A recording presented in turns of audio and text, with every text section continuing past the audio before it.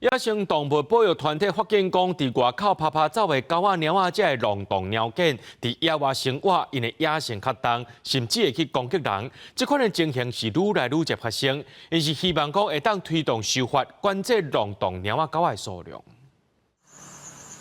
一只游动鸟伫暗时挖进斑纹鸟的鸟仔树，喙伸入去，甲细只鸟仔夹走。游动鸟甲鸟仔囝这种现象不时拢有，民众伫户外可能上在看会到流浪鸟狗，因的野性较重，有当时会去攻击动物啊，甚至攻击人。那我们是不是可以用比较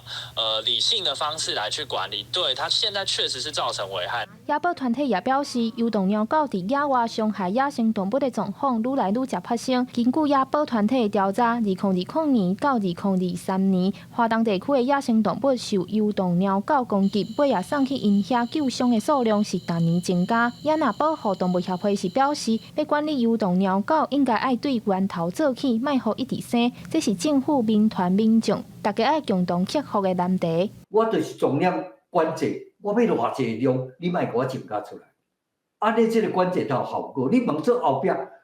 你后壁继续咧甲你安乐死，但是头前继续咧生，无啥路用嘛。动物团体也强调，要安怎对源头来管制游动鸟狗的数量，不管是安晶片也是节育，这些措施拢爱先做好，也呼吁民众莫去外口饲游动鸟狗，才袂互游动鸟狗娃娃做一阵。我们还是呼吁啦，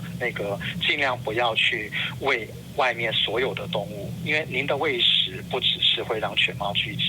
也会让野生动物聚集，那造成野生动物跟我们犬猫更多的一个冲击。针对游动鸟狗攻击野生动物，影响野生动物的生存，农业部表示，因伫野生动物行动热区的所在，会加强宣导民众莫饲游动鸟狗。另外，农业部也强调，甲狗猫认定是外来入侵证编入课纲，需要先确认社会是毋是有重视。记者张家佳、谢桂林采访报道。